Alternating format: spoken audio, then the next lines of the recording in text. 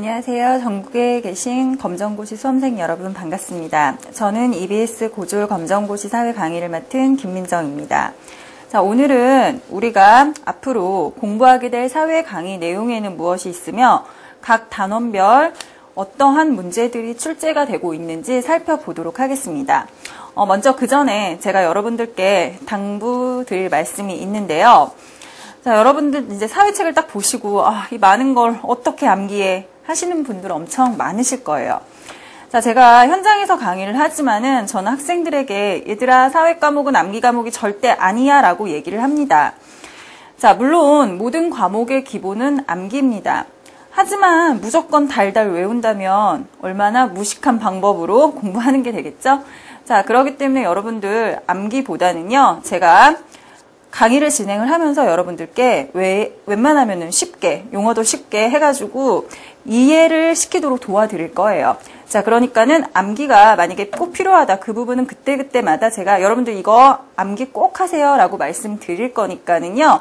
웬만하면은 다 이해하시는 부분으로 넘어가시는 게 좋을 것 같습니다.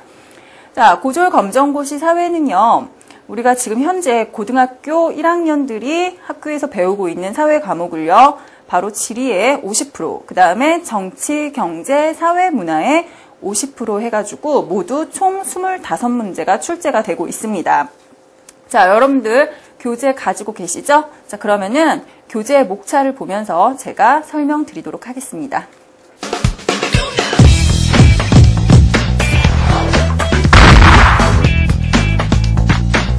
자, 먼저 지리 부분 보도록 하겠습니다. 자, 우선 1단원 국토와 지리 정보에서는요.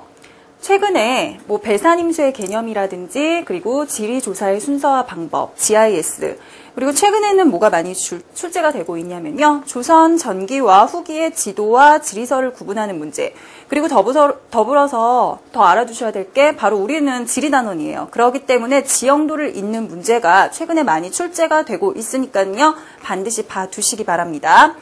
자, 그 다음에 제일 출제 빈도가 지리에서 높은 부분이죠. 바로 자연환경과 인간생활입니다. 자, 이 자연환경과 인간생활은 비율을 따졌을 때 한 거의 20% 출제가 되고 있고요. 문제상으로는 꼭 5문제, 6문제 정도가 출제가 되고 있습니다. 자, 이 자연환경과 인간생활에서 반드시 시험에 출제가 되고 있는 게 뭐냐면요. 매년 지금까지 보니까는 계속 출제가 됐더라고요. 바로 하천의 퇴적지형이죠. 선상지, 범람원, 삼각주에 관한 내용들이 계속 출제가 되고 있고요. 자, 이거와 더불어서 여러 가지 기후들, 기단의 특징이라든지 그러한 것들 여러분들 잘 봐두셔야 될 것 같고요. 자, 그 다음 3단원은요. 생활 공간의 형성과 변화입니다. 자, 이 부분 같은 경우에는 바로 도시와 관련된 여러 가지 문제가 출제가 되고 있고요. 이거와 더불어서 농업의 입지, 그 다음 공업의 입지라든지 여러 가지 도시 내부 구조와 관련된 문제들이 한 3문제 정도 출제된다고 보시면 되겠네요. 자, 그 다음에 네 번째 단원인 환경 문제와 지역 문제가 되겠는데요. 자, 여기서는요, 반드시 출제가 되고 있는 것이 바로 국제적인 환경협약입니다. 그 부분은 여러분들이 중요하게 암기하셔야 될 것 같고요. 그리고 더불어서 거점 개발 방법과 균형 개발 방법, 이런 것들을 우리나라에서는 과연 어떻게 해결을 해왔는지 살펴봐 두셔야 될 것 같네요.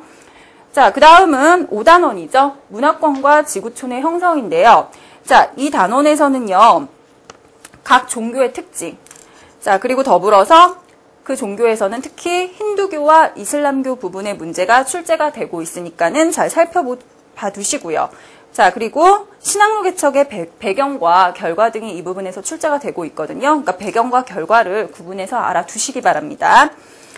자, 다음은요, 이제 지리 부분은 됐고요. 자, 다음은 일반사회 부분인데요. 일반사회에서 이제 정치 부분의 시민사회 발전과 민주시민단원이에요. 자, 여기서 절대로 빠지지 않는 부분이 시민혁명을 물어보는 문제입니다. 최근에는 우리 세계 3대 시민혁명인 영국혁명, 바로 청교도혁명과 명예혁명이 있죠. 자, 그리고 미국의 독립혁명, 그리고 프랑스 혁명에 대해서 물어보고 있으니까는 바로 혁명이 일어난 배경들, 그리고 더불어서 거기에 나오는 문서들, 어떠한 문서들이 있는지 함께 꼼꼼히 살펴보시기 바랍니다. 자, 그 다음 7단원, 역시 정치인데요. 바로 7단원인 정치, 생활과 국가에서는 여러 가지 정치 제도와 참여, 그리고 국민들이 정치에 어떻게 참여를 해야 되는지, 그리고 수치에 대한 변화를 정확하게 여러분들이 이해를 해 두시면 좋을 것 같습니다. 자, 바로 일반 사회에서 제일 중요한 부분이라고 보셔야 되겠죠? 국민 경제와 합리적 선택. 이 부분이 바로 일반 사회 부분에서 상당히 중요하게 다뤄지는 부분인데요. 그리고 여러분들이 어떻게 보면은 제일 어려워하는 부분이기도 하고요. 자, 이 부분에서는 어떠한 문제들이 많이 출제가 되고 있냐면요. 국내 총생산인 GDP와 국민 총생산인 GNP. 자, 그리고 더불어서 실업이라든지 환율이라든지 인플레이션 이러한 용어들과 더불어서 최근에는요. 바로 국내 총생산 그리고 실업률, 경제 성장률들을 구하는 계산 문제가 출제가 되고 있으니까요. 반드시 공식 암기해 두시기 바랍니다.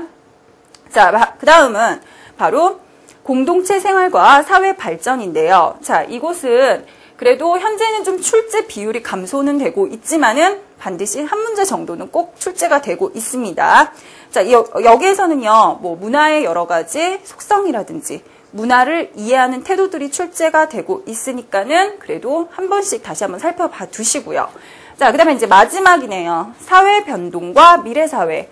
자, 이 부분에서는요, 꼭 정보 사회에 대해서 물어보는 문제들이 출제가 되고 있어요.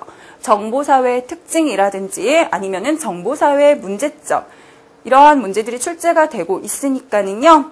여기도 여러분들이 읽어보시면은 별로 어렵지 않게 공부하실 수 있을 겁니다.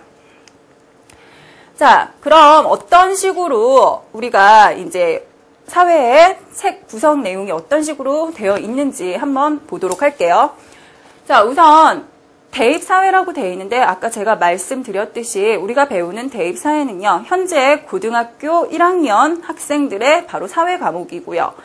상당히 기초가 되는 강의가 되겠죠. 그리고 여러분들은 제가 바로 이제 이론들을 여러분들께 쉽게 풀어서 웬만하면은 정리를 해드릴 거고요. 그리고 기출 문제풀이가 있는데요. 이거는 제가 모든 문제를 함께 다 풀어드릴 거예요. 자, 문제풀이. 그 전에 여러분들이 꼭 꼼꼼하게 보셔야 될 게 저와 같이 문제를 푸는 게 아니라 여러분들 미리 정리를 하시고 스스로 문제를 푸시고 나서 저와 다시 한번 확인을 해주시면 상당히 많이 도움이 되겠네요. 자, 그리고 모의고사와 우리가 이제 파이널로 비법 노트와 쪽집기 특강이 있는데요. 자, 이런 것들을 꼼꼼히 여러분들이 확인하셔야지만 우리가 100점, 즉 고득점을 맞을 수 있겠죠.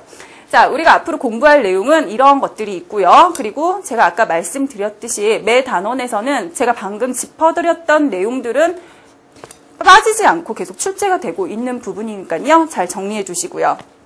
자, 저는 앞으로 여러분들이 좋은 점수를 얻을 수 있도록 도와드릴 겁니다. 자, 그러기 위해서는요. 여러분들이 결과적으로 잘 따라와 주셔야 되겠는데요. 자, 그 방법은 여러분들이 잘 알고 계실 거라고 생각합니다.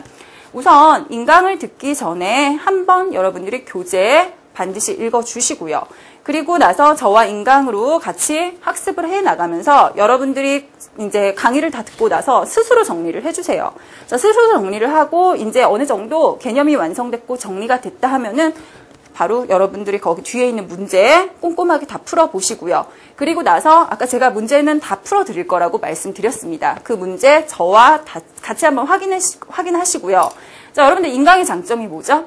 예, 바로 잘 모르겠다 싶으면은 계속적으로 반복을 할 수 있다는 거죠. 자, 여러분들 잘 모르면은 다시 한번 반복하세요. 그리고서도 나 정 모르겠다 싶으면은요, 예, 바로 게시판에 질문 마구마구 올려주시면 되겠죠. 자, 여러분들 제가 지금 당부드린 몇 가지 길게 말씀드렸는데 한마디로 어떻게 하라는 거예요? 예습, 복습 철저히 하라는 거고요. 아까 제가 뭐 질이라든지 일반 사회에서 출제 빈도 어디가 높다고 말씀드렸는데 그렇다고 해가지고 여러분들 그것만 공부하면은 안 됩니다. 우리 어떻게 해야 되죠? 예, 바로 한 문제라도 우리는 절대 빠뜨릴 수 없는 거죠. 그렇기 때문에 교재 꼼꼼하게 어디서 저도 나올지 몰라요. 반드시 확인하셔야 되겠고요. 자, 그리고 더불어서 이제 우리가 1강부터 강의를 시작할 건데 이제 마지막 강의가 완강이 됐을 때 여러분들이 사회 어렵지 않다. 상당히 나 이제 사회에 대해서 자신 있어. 라고 이제 여러분들이 그렇게 생각하실 수 있게 제가 열심히 도와드리겠습니다. 자, 저도 최대한 여러분들께 웬만하면은 이제 쉽게 설명드릴 수 있도록 노력할 테니까요. 여러분들도 집중해서 강의 잘 들어주시고요. 자, 우리 다 같이 한번 화이팅 해볼게요. 예, 그럼 여러분들에게 모두 좋은 결과 있을 거라고 기대합니다. 네. 자, 그러면은요, 이제 제가 아까 지리 파트와 그 다음에 일반 사회에서 중요한 부분에 대해서 아까 출제 빈도가 높은 부분이 어느 부분인지 말씀을 드렸는데요. 자, 먼저 지리 파트에서 중요한 부분에 대해서 여러분들이 또 가장 어려워하고 그 부분에 대해서 설명을 드리도록 할게요. 자, 먼저 그 부분이 어디냐면요.